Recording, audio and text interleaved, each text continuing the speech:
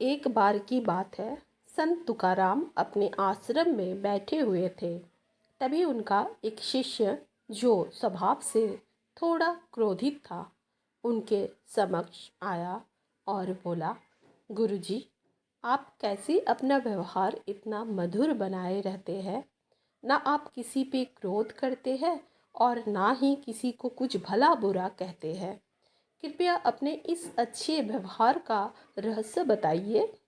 संत बोले, मुझे अपने रहस्य के बारे में तो नहीं पता, पर मैं तुम्हारा रहस्य जानता हूँ। मेरा रहस्य? वो क्या है गुरुजी? शिष्य ने आश्चर्य से पूछा। तुम अगले एक हफ्ते में मरने वाले हो। संत तुकाराम दुखी होते हुए बोले। कोई और कहता तो शिष्य ये बात मजाक में टाल सकता था, पर स्वयं संत तुकाराम के मुख से निकली बात को कोई कैसे काट सकता है था। शिष्य उदास हो गया और गुरु का आशीर्वाद ले वहाँ से चला गया। उस समय से शिष्य का स्वभाव बिल्कुल बदल सा गया। वह हर किसी से प्रेम से मिलता और कभी किसी पे क्रोध ना करता। अपना ज़्यादातर समय ध्यान और पूजा में लगाता। वह उनके पास भी जाता जिससे उसने कभी गलत व्यवहार किया हो और उनसे माफ़ी मांगता। देखते देखते संत की भविष्यवाणी को एक हफ्ते पूरे होने को आए। शिष्य ने सोचा, चलो एक आखिरी बार गुरु के दर्शन कर आशीर्वाद ले लेते हैं।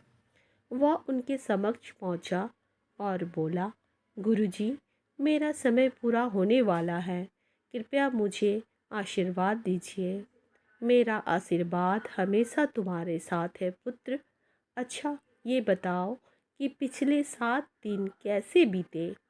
क्या तुम पहले की तरह ही लोगों से नाराज हुए, उन्हें अपशब्द कहे? संत तुकाराम ने प्रश्न किया। नहीं नहीं, बिल्कुल नहीं। मेरे पास जीने के लिए सिर्फ 7 दिन थे। मैं इसे बेकार की बातों में कैसे गवा सकता था।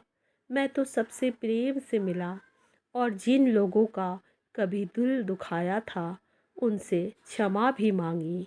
शिष्य तत्परता से बोला।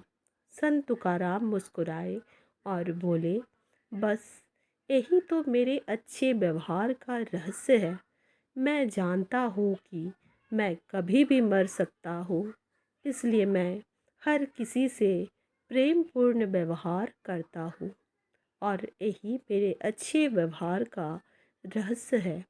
शिष्य समझ गया कि संत तुकाराम ने उसे जीवन का यह पाठ पढ़ाने के लिए ही मृत्यु का भय दिखाया था।